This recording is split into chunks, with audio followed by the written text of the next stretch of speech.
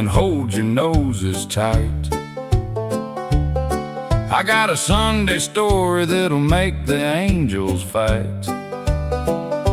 It happened last week in the First Baptist pew, when Grandpa cut loose and the whole place knew.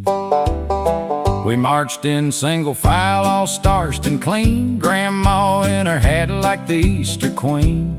Preachers up there hollering about fire and brimstone, Grandpa's eyes half shut, just a dozing on his own. He'd had 3 helpings of Aunt Sue's bean casserole.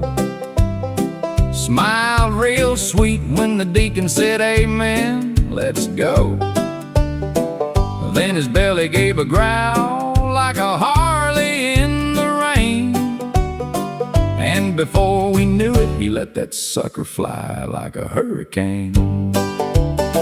It started low and mean, then rose up like a choir, a brass section solo that could set the roof on fire. Little kids in the back row started holding their breath. Old Widow Jenkins turned green and prayed for death. Preacher stopped mid-sentence, microphone still hot, looked straight at Grandpa like he'd just seen the devil's plot. Grandma hissed, "Henry, you're fixing to get us kicked out." He just patted her knee and whispered, "Honey, that was just a scout."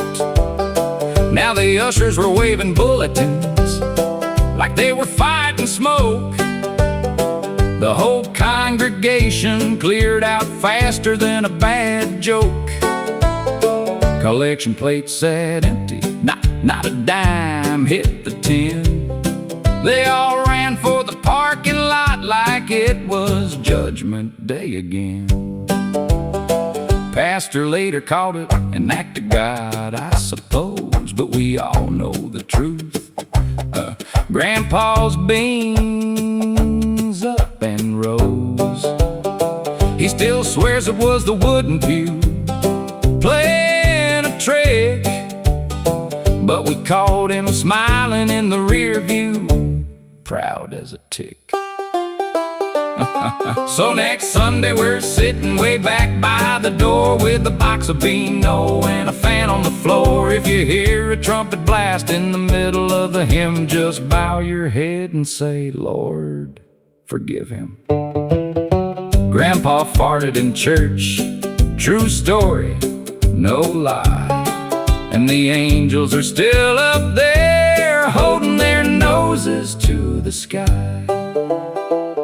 Amen, and pass the air freshener.